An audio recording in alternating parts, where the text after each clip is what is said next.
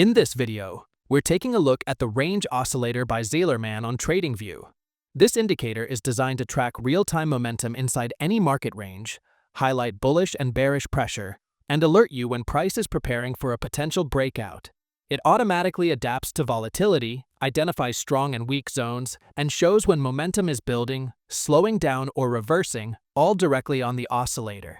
By the end of this video, you'll understand how to use it for trend reversal and divergence setups with clear confirmation from momentum strength, so make sure you stay tuned till the end. First, open TradingView and click on the Indicators tab at the top of your chart. Next, type Range Oscillator into the search bar. Select the indicator by Zailerman, and it will immediately load onto your chart with the default settings. Alright, once you load the Range Oscillator indicator onto your chart, here's what you'll notice immediately. When the oscillator prints green bars, it means bullish pressure is building. If those green bars rise consistently, momentum is strengthening, and price is gaining upward expansion.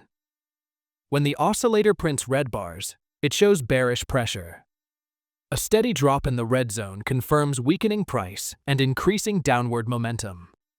Now, whenever the oscillator pushes above plus 100, that's a sign that price is attempting to break out of its normal volatility range to the upside.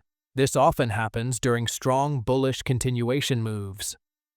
On the other hand, when the oscillator drops below negative 100, it signals a potential bearish breakout as price expands beyond its usual range to the downside. In short, the indicator gives you a simple visual map of how strong or weak the market really is, and whether a breakout or reversal may be developing.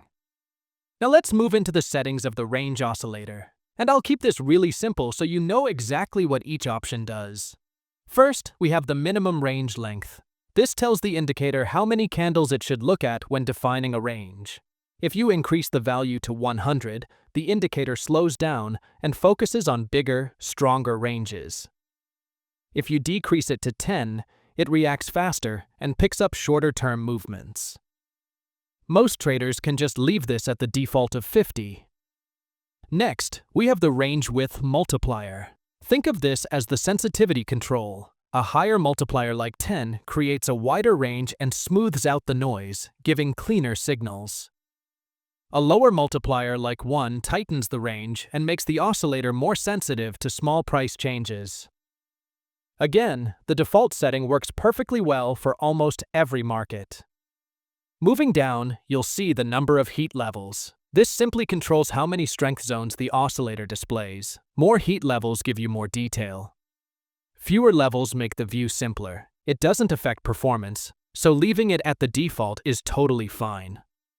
And lastly, we have the minimum touches per level. This tells the indicator how many times price must interact with a level before confirming it. If you raise the value, the indicator waits for stronger, more reliable touches.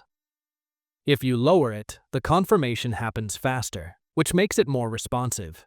You can click OK to save the settings. Now let's move into our first trading setup using the Range Oscillator. We're simply combining a trendline with the Range Oscillator to create a clean and reliable setup. For a buy trade, here's what you want to look for. Start by checking the Range Oscillator and make sure it's forming a series of lower highs. This tells you bearish momentum is weakening. Once you confirm that, take your Trendline tool and draw a bearish trendline downward, connecting those lower highs on the oscillator. From here, all you're waiting for is a breakout. The moment price breaks above that trend line, that becomes your entry signal. Enter your long position as soon as the breakout candle closes. Place your stop loss just below the most recent swing low. And set your take profit at a 1 to 1.5 risk-to-reward ratio. If you allow the trade to play out, you'll notice price pushes upward smoothly, and the setup easily hits the take profit target. Now let's flip the logic for the sell trade, and the process is just as simple. First, you want to look at the Range Oscillator and make sure it's forming a series of higher lows. This tells you that bullish momentum is fading, and the market may be preparing for a move downward. Once you confirm that structure, pick your Trendline tool and draw a bullish trendline upward, connecting those higher lows on the oscillator. From here, your job is to wait patiently for the breakdown. As soon as price breaks below that trend line, the shift in momentum is confirmed. Enter your sell position at the close of the breakout candle. Place your stop loss just above the recent swing high and set your take profit target at a 1 to 1.5 risk-to-reward ratio. If you let this trade run, you'll see price drop smoothly as bearish momentum takes over, allowing the trade to hit the take profit target with ease. Now let's move into the second trade idea, which is the divergence trade setup. This one is very powerful because it helps you catch early reversal signals before the move fully develops. Here's what you need to look for. Make sure the range oscillator is forming a series of higher lows, while price on your chart is creating a series of lower lows. This mismatch is known as regular bullish divergence, and it tells you that bearish momentum is weakening underneath the price drop. Once you spot that, draw a downward trend line on price by connecting the lower lows. Then draw an upward trend line on the oscillator by connecting the higher lows. This gives you a clear visual confirmation of the divergence. From here, you simply wait for your buy trigger. That trigger comes when price breaks above the swing high created during the divergence. Once price closes above that swing high, enter your buy position. Place your stop loss just below the swing low and aim for a 1 to 1.5 risk-to-reward ratio. If you allow the trade to run, you'll notice how price pulls away from the divergence zone and climbs smoothly, eventually reaching your profit target without struggle. And as you can see, the trade hits the take profit level cleanly. Now let's reverse the concept for the sell-side divergence setup, and the process is just as simple. First, you want to see the opposite type of divergence forming.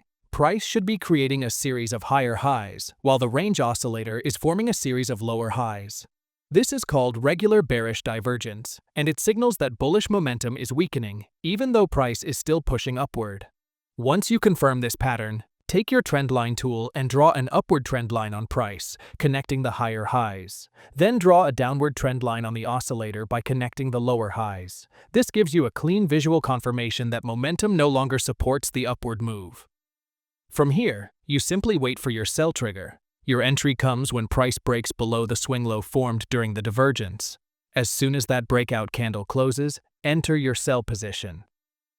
Place your stop loss just above the recent swing high and target a 1 to 2 risk-to-reward ratio. If you let the trade play out, you'll see price roll over smoothly as momentum shifts to the downside. Eventually, the trade slides into profit and hits your take profit target with ease.